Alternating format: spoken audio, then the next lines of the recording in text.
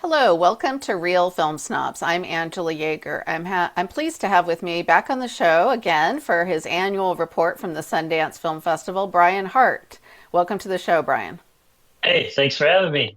Yeah, at Uh, least to get to do this once a year, even if I don't get you on the show as often as I used to for other movies. We can always rely on your reports from the Sundance Film Festival. And of course, this year was notable and very sad for being the last year. It's in Park City, Utah. And mhm. I thought maybe you'd give the viewers at home who may not have seen you in the previous years a little background, like when you started volunteering on the show and kind of your feelings going into this year, knowing it's the last one at that location, at least. Yeah. So I've been volunteering now. This was my 22nd year, so quite a long time.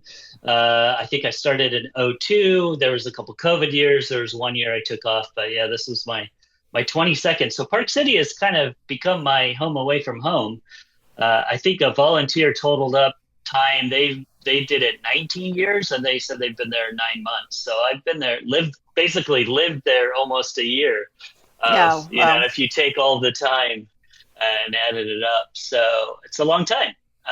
And yeah, so I was just really glad to know that this would be my last time there. That they didn't tell us after the this year's festival that, oh, by the way, we're moving. You'll never see that place again, because I like closure, and it gave me a lot of time to go to my favorite restaurants, see some of my friends that are locals that I probably won't see.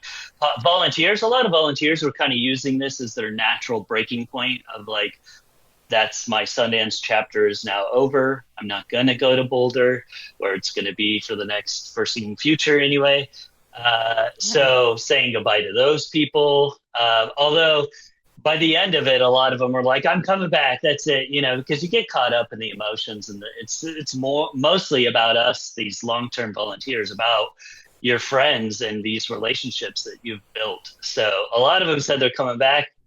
I feel like some of them aren't. So I tried to treat them as if I'd possibly never see them again and just cherish that time, which kind of resulted in a few things. Probably the least amount of movies I've ever seen at Sundance total. Mm, Uh, Only 28 this year, which seems like a lot to a lot of people, and it is. But I'm usually in the 30s. I right. think my most was 39. So this was a little bit different. I was just kind of intentionally trying to spend more time at the location and with friends. So Yeah. just changed things a lot. And then with Robert Redford passing away, there was that added kind of weight to the It festival as almost well. seems a little eerie, don't you think, that he Yeah. passed the last year it was at the place he started it at. The whole point when it Yeah. started was that it was a small film festival, which is why they started it in a smaller community like Park City, right? That it wasn't the Hmm. big thing it became, which, of course, then they outgrew, which was the main reason for moving, was that they outgrew that location. And it sounded like there were some technical challenges this year, just from some of the messages I had from you, and there was some definitely like feeling like, oh yeah, we've got issues with remaining in this small space with like how big the festival's gotten. Yeah, it was a little bit eerie, like, because they've been planning this for a couple years, so it's not like they are leaving because Redford passed away, but it Right. sure does. Yeah, I don't know. It's kind of a poetic melancholy. It's like all of the emotions of how Sundance is kind of moving on now that Redford has gone.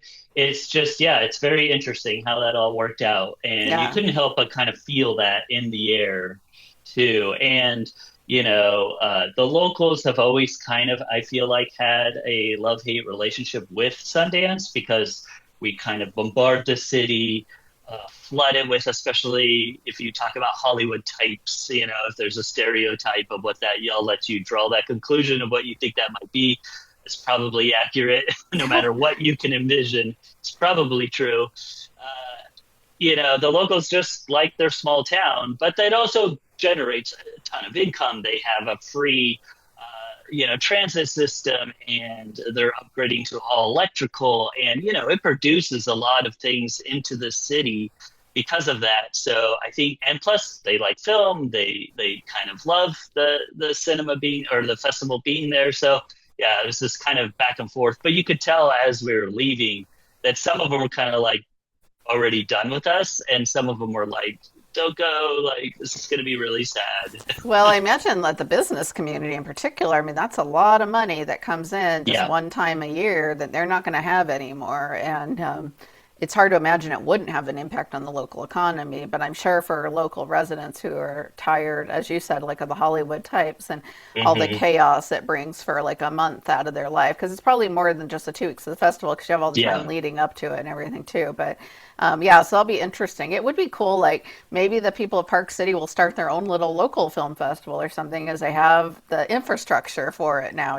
So it would be Yeah, interesting. that's It wouldn't be the same as Sundance, obviously, but it might right. be something else very cool. So Yeah, when yeah. it's there, so kind of embrace it as their own. And So I yeah, read a lot about this year's Sundance, and I'm curious for you as a volunteer, but also you did see 28 movies. So what was your overall feeling of like the kind, did you feel like there was any themes this year or any kind of takeaways of the types of movies shown? Because I saw a lot of people commenting that it wasn't like maybe the strongest batch of hmm, movies, and that hmm, someone said, other than some of the docs, that like the movies were surprisingly apolitical considering our current hmm. environment. So I heard, I read a lot of different critics, takes on Sundance this year, but I'm curious your feeling in terms of, the 28 movies you saw, if you saw any themes emerging or heard things from other people.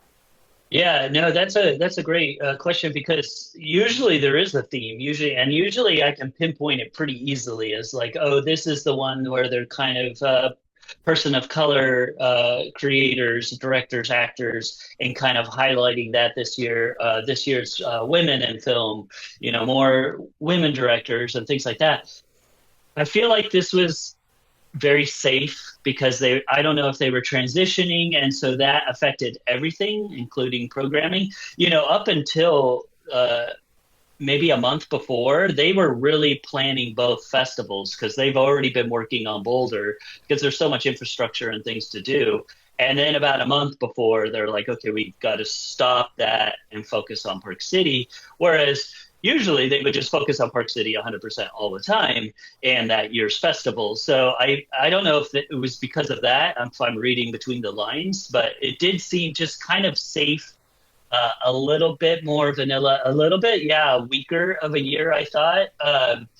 But also, I didn't end up seeing a lot of the ones that won the awards as well. So Hmm. that also, I was like, well, maybe I just didn't see the good ones or see the ones that everyone's I talking don't about. know. And What what? I saw from the critics that saw a lot more than you is that they kind of Hmm, agreed with that. I mean, there were some good films, but yeah. that as a whole, I saw a lot of like 2 and 3 star reviews where people were kind Mm. of ho hum about a lot of, especially some of the movies that went in with some buzz. So, Yeah, yeah. I think the big winner was Josephine, I believe, that hmm. won the top critic award, and the top audience award, and that does not happen very often. And usually, when it does, when it wins both of them, Hmm. both when the critics and the people can agree, those can often be up for Best Picture the following year. So it's something to. I actually didn't get to see it because it had so much buzz. It was almost impossible for a volunteer to see. To get Pretty much in. after the first screening, it was either sold out or playing when I was working and things like that. So that's kind of the other dynamic of being a volunteer. Is there's it's not, we get to see it. We're very fortunate. We get to see every film for free. We get it, but there's caveats. You have to go in a theater that's big enough where you think they'll have enough tickets and things like that. And Right. Josephine was impossible. So yeah, Well, hopefully it's I'll one catch for it in the sure that theater. will get, yeah, it will definitely get distribution. It also got a lot of Hmm. buzz recently at the Berlin Film Festival, so Mm. it's definitely getting some reviews even internationally. So let's move on to your top Yeah, four. sure. Why don't you start with your number four film? Yeah, so my number four was called Union County. It was directed by Adam Meeks. And so this is kind of it stars Will Poulter as Cody Parsons, and he is in this kind of drug rehab court mandated program.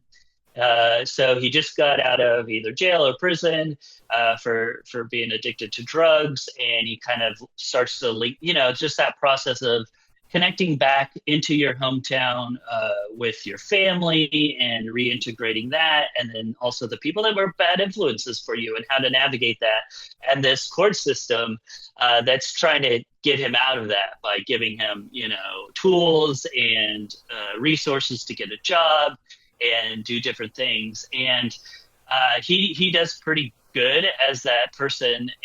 But there was this real standout who kind of played the facilitator. So after he'd stand up, and they would show it, like people standing up and talking about, what did you do this week? And I applied for this many jobs, talking to the judge and, kind of going through this program.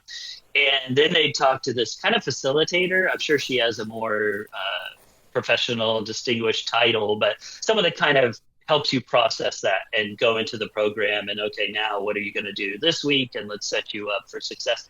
And I was like, this person was born to be like, she was such a good actress. I was like, she should do this in real life. Well, it turns out she does.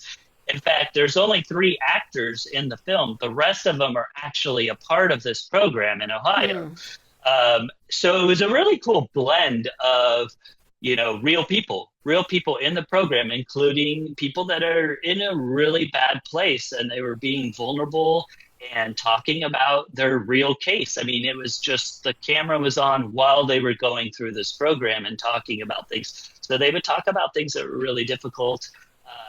And that's why I was like, man, where did they find these people? They're all so perfect because they were Real life, yeah. the real deal. Yeah. Yeah, So, that's cool. Yeah, I like yeah. those movies that can seamlessly blend non-professional actors with professionals sometimes, and it gives it authenticity. But it Yeah. especially works when you can't tell, right? Who's Yeah, professional and exactly. who's not. So It it's not can like go awkward. Yeah. it can go bad more times, I feel like, than it can go well. Like a lot of the times you're like, oh, these people can't act and they're not. It's just something feels off. It never felt like that. It felt like you were just getting this peek behind the curtain. Nice. So it was really cool. And it's another movie, where these kinds of programs and things I don't know a ton about, but it gave me a new perspective on how these programs work and if they do work well for the community or if they're, a waste of resources or whatever some of the other argument points are. I think it's a really good movie for people to see. And is this one that do you know if it got distribution or not? Uh, it's a good question. It wasn't the dramatic competition, so it didn't at the time. I didn't hear about a ton besides, I think, Josephine and like one other during the festival, and I haven't kept track since. I got to imagine at some point with streaming that most of them see some kind of light of day, but I haven't actually heard on this Yeah, the list. one thing I heard is a critique of Sundance, and I can bring this up since I'm not a volunteer, but that was Yeah. particularly bad this year. Is there was a huge bidding war over the new Olivia Wilde film, which Mm-hmm. is kind of a couples comedy, right? Mm-hmm. Mm-hmm. A lot of money was bid to Yeah. like a ridiculous amount of money, and then Mm-hmm. the critics that I follow were like, "Well, that's great, but like all these other scrappy." Films won't get picked up now because I can't remember who won the bidding war on that, if it was Neon or A24 or who, but they'll spend like 3 million on one movie and then they're like, oh well, that was the budget we had for Sundance, so good luck Yeah. to the rest of you, of all these little smaller films that then don't get picked up, Yeah. but that might have gotten picked up for a couple 100,000 or something, that weren't anywhere near that kind of budget. But yeah, so I mean that's one critique I heard, and like the Olivia Wilde film's going to get picked up anyway, right? Yeah. So it was Yeah. interesting. That was the It's one that had a bidding. star-studded. Yeah, Yeah. it's got all these big stars in it, and like Josephine's going to get picked up. It's got Channing Tatum, right? So it's like, Hmm. I mean, that one at least was actually supposed to be really good, but it's just unfortunate. Like, there's some really good films that don't get picked up sometimes. And we don't know about Union County, but it is a critique that I've heard that has happened I mean, the studios basically are spending all their money on just one or two films rather than picking up five, six, seven films Yeah. for distribution, and a lot of good stuff then gets laid by the wayside or becomes a streaming only type release. So Yeah. um, Well, that's a good point too, because that's why The Invite, which is the movie with Olivia Wilde and Norton and tons of other people that are super famous, and it was good. I loved it. I absolutely loved it. But I wanted to kind of shine a light on some of these other ones that didn't get yeah, as much buzz. So yeah, I yeah, liked that's that kind of you what I'm did talking that. about. Yeah, so let's get to your number three here. Yes. So my number three was really cool. It was called "If I Go, Will They Miss Me?" and it was directed by Walter Thompson-Hernandez. And this is in the next category. So real quick, I want to talk about what the next category is. It's kind of made for lower budget experimental films in Hmm. general. So I admittedly don't watch as many. I watch some, but I'm gonna try to make and this year was the first year where I really started to make a concerted effort uh, to see more films in this category because a lot of I think for the casual film person, they'll watch a film like this and it'll become one of those. This is a weird film. I don't get it. It's strange. It's got these weird like break the fourth wall or little montages in the middle of it that don't make sense to maybe a casual fan. But I think as a film snob, I think it's a really good audience for these kinds of films. And so this was, I think, at a kind of a urban Watts neighborhood in South Los Angeles. And it kind of just followed around this son who was trying to kind of reconcile relationships with his family, especially his father. And but it kind of got mystical. There's like other children that are could or could not be Yeah, real. I did read Uh, about this one. Yeah, yeah, I'm remembering yeah, now. so I don't want to talk too much about it because I went in blind like I like to with a lot of movies. And I feel Uh-huh. like this is kind of the way to go into that movie as much as you can and just go in for the ride. And I feel like it'll take you on a really good journey of places you've probably never been and a perspective that maybe, especially me as a white person in, relatively, safe, whatever neighborhood, Right. a lot of privilege, things like that. I think it was really good. Just a peek into this lifestyle, but also in the surreal way as well. So, Yeah, I did read about this. When you first put it in there, I wasn't sure but then I remember reading some positive mhm. reviews and that people really liked that it's got this kind of, I don't know if you call it magic realism or Mhm. surrealism, but like aspect to it. And so hopefully, I don't suppose you know if it got picked up or not, but if we'll be able to see it in theaters, but hopefully, Yeah, I it hope will. so. I feel like this one will get picked up, but it'll be a very limited release. Like if we have it here in town, it'll be a week, and probably not that many people will see it, unfortunately. Right, right. But hopefully, it sounds like up my alley because I mean, I Yeah, feel like if I went to Sundance, that's probably the section I would be watching the most yeah. films in is You the probably next see with my everyone. Yeah, taste. Yeah. yeah, Because yeah, like, I have this thing when I do go to even things like Seattle Film Festival. I want to see the stuff. Like, I avoid the ones that I know are picked up by big studios like Neon or A24 because I know they're going to come to Salem. yeah. And I want to see the movies that I couldn't see otherwise that are going to show at a film festival and then either drop off the face of the earth, which does happen to some of them, especially a lot Yeah. of the foreign films I see. Um, Hmm. and like one of my favorite films at Seattle Film Festival was this kind of Spanish horror film that both Autumn and I thought were terrific. Never heard of Mm, it again. It didn't. I don't think it got distribution even dang in the it. U.S. And Yeah. so that's the film festival way, right? But so I want to see stuff like that I wouldn't get to see otherwise. And so I admire that you're highlighting these kind of movies rather than the Olivia Wilde one, which we know will get a big release Yeah. and be shown Yeah. everywhere. So. And it's hilarious and it's good. And Yeah, yeah. uh, Okay, so you're number two. Yeah, I know we talked a little bit about this one on text. yeah, these two, the next two are just a giant gut punch in the gut, but so good. So this one's called Silence, and it's directed by Selina Miles. And this is something that I've been curious about. So the second I saw what it was about, I knew I had to see it. It's after kind of the Me Too movement happened.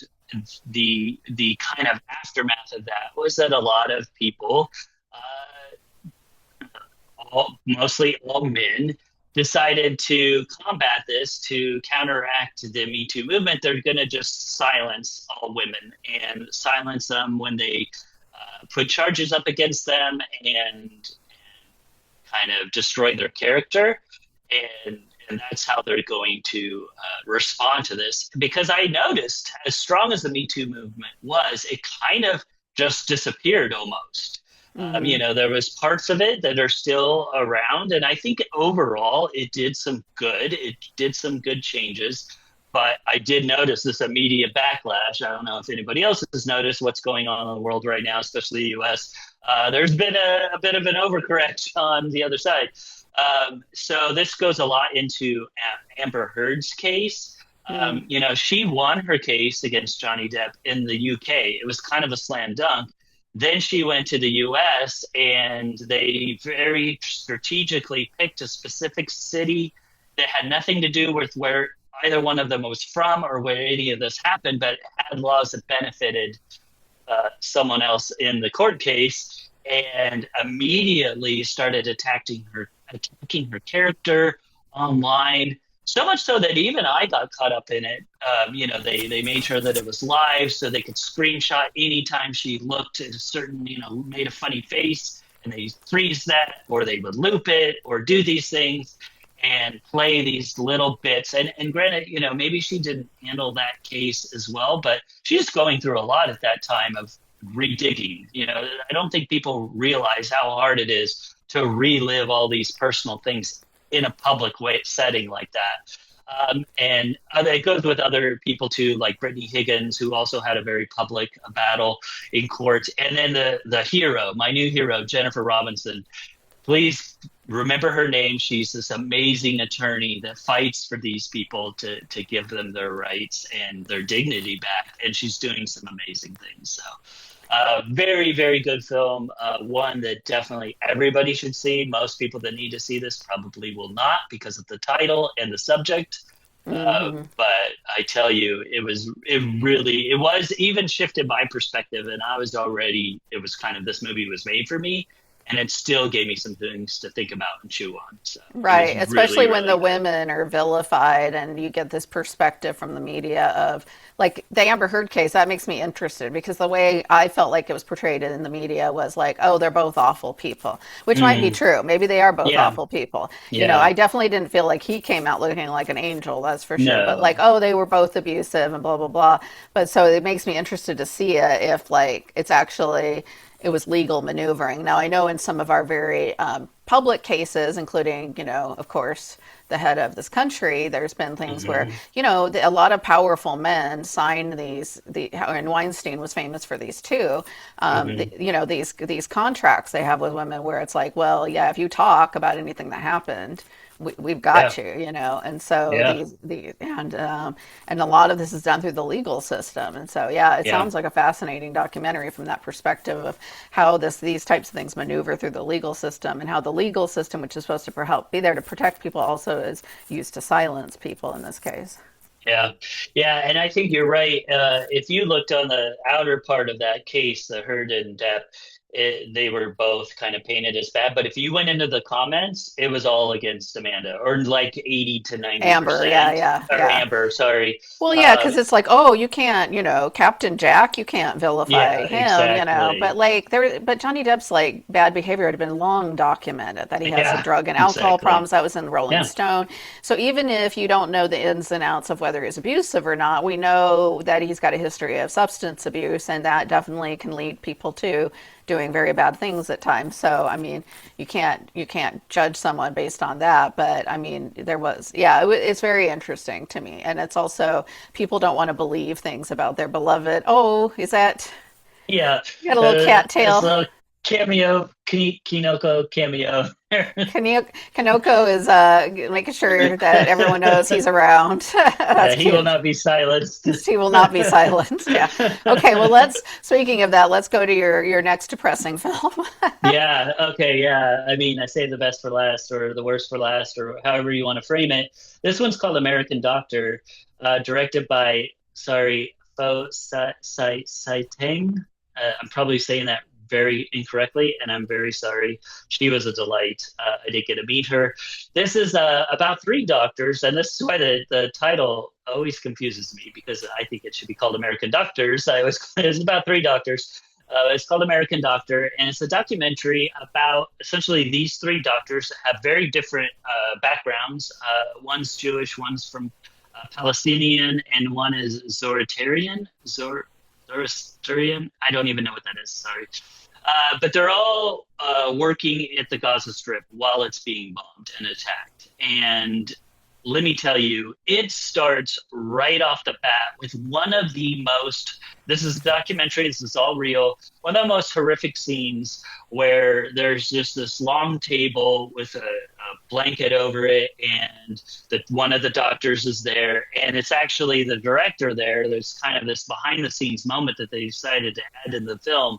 And she's like, I don't think I can show this. And he's like, no, you must show this, or this is journalistic malpractice. If you don't show this, this is the problem. No one is showing what's going on here. And she's like, okay. And she pulls this blanket back, and it's like 5, 7 children that are dead, that have been killed in this war. And that's just how it starts, and it doesn't let up.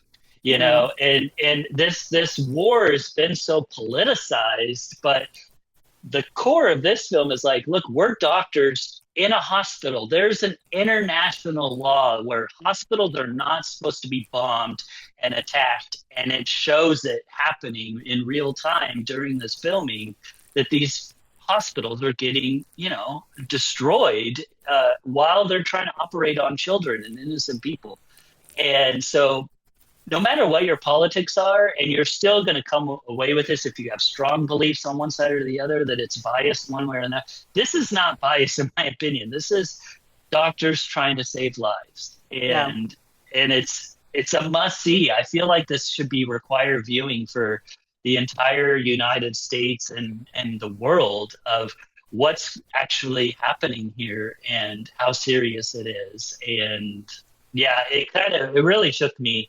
I hope I never see it again, but I'm really glad that I saw it. Yeah, it got tremendous reviews, so I hope it did get picked up. This was one of the ones I mentioned to you early on. I said, "Oh, I'm seeing great reviews Yeah, for this." I was wondering about the title because it's three doctors, right? And are they all yeah. actually American? Because you said, or Well, they're American of different descent? Like, yeah. And I think the point of the title in the film also is that they're taking this war, their war about working in war zones, to America, to the courts. So there's a lot about that. So kind of mm, how the American doctor, and one of them, I know one of them definitely kind of the most like blunt and outspoken doctors from the U.S. I think they all are from U.S. that came here, right? Okay. but it's mostly like the American doctor fighting in the U.S. for other countries, I Yeah, think I is see. the Well, name. is it the Doctors Without Borders program? Is that one of the things they're part I, of, or I is it I feel like they mentioned it, but it wasn't specifically that program. called out? I Yeah. don't think. Well, those Yeah, are really yeah, important programs, and the people yeah, out there doing that work are on the front lines just as much as a soldier. And in a lot of ways, yeah, they're